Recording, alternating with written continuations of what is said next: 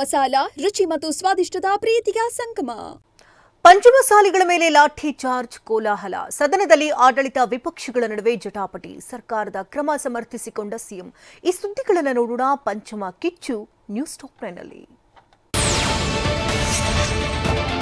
ವಿಧಾನಸಭೆ ಕಲಾಪ ಆರಂಭವಾಗ್ತಿದ್ದಂತೆ ಬಿಜೆಪಿ ನಾಯಕರು ಪಂಚಮಸಾಲಿ ಹೋರಾಟಗಾರರ ಮೇಲಿನ ಲಾಠಿಚಾರ್ಜ್ ವಿಚಾರ ಮುಂದಿಟ್ಟು ಸಮರಕ್ಕಿಳಿದ್ರು. ಪ್ರತಿಭಟನೆ ನಡೆಸುತ್ತಿದ್ದವರ ಮೇಲೆ ಲಾಠಿಚಾರ್ಜ್ ಖಂಡನೀಯ. ಈ ಬಗ್ಗೆ ಚರ್ಚೆ ನಡೆಸುವಂತೆ ಪಟ್ಟು ಹಿಡಿದ್ರು. ಈ ವೇಳೆ ಭಾರಿ ಮಾತಿನ ಚಕಮಕಿ ಉಂಟಾಯಿತು.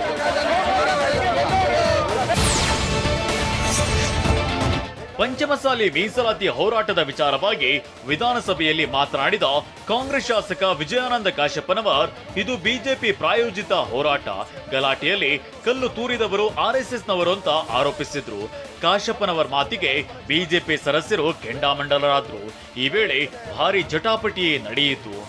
ಇದು ಪ್ರಚೋದನೆ, ಇದು ಪಕ್ಷಾತೀತವಾದ ಹೋರಾಟ ಅಲ್ಲ, ಭಾರತೀಯ ಜನತಾ ಪಕ್ಷದ ಪ್ರಾಯೋಜಿಕ ಹೋರಾಟ ಅಂತ ಮಾತನ್ನ ಬಹಳ ಸ್ಪಷ್ಟವಾಗಿ ನೀವು ಇಂಥದಕ್ಕೆಲ್ಲ ಹಿಂಗೆಲ್ಲ ಮಾತಾಡೋದಕ್ಕೆ ಇದನ್ನ ಸಹಿಸಿಕೊಂಡು ಕೊಡಬೇಕು.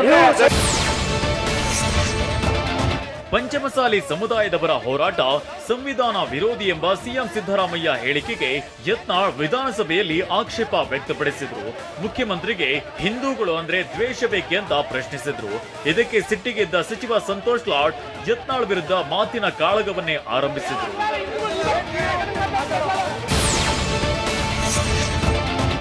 ಲಾಠಿ ಚಾರ್ಜ್ ಸಮರ್ಥಿಸಿಕೊಂಡಿರುವ ರಾಜ್ಯ ಸರ್ಕಾರದ ಕ್ರಮವನ್ನ ಜಯ ಮೃತ್ಯುಂಜಯ ಸ್ವಾಮೀಜಿ ತೀವ್ರವಾಗಿ ಖಂಡಿಸಿದ್ದಾರೆ. ನೀವು ಲಾಠಿ ಏಟು ಕೊಟ್ರೆ ನಾವು ವೋಟಿನ ಏಟು ಕೊಡ್ತೀವಿ ಅಂತ ಶ್ರೀಗಳು ಎಚ್ಚರಿಕೆಯನ್ನ ನೀಡಿದ್ದಾರೆ. ಮತ್ತಷ್ಟು ಗಟ್ಟಿ ಮಾಡಿದೆ, ಅದನ್ನ 2028ಗೆ ವೋಟ್ ಹಾಕಿ ಕ್ಯಾಲ್ಕುಲೇಟ್ ಮಾಡ್ತೀನಿ. ಇವತ್ತು ನಿಮ್ಮ ಪ್ರತಿಯೊಂದು ಲಾಠಿ ಏಟು 2028ಕ್ಕೆ ವೋಟಿನ ಮೂಲಕ ನಿಮಗೆ ಉತ್ತರ ಕೊಡ್ತೀವಿ ಸಂದೇಶವನ್ನು ಇವತ್ತು ತೋರಿಸ್ಕೊಟ್ಟೇವೆ.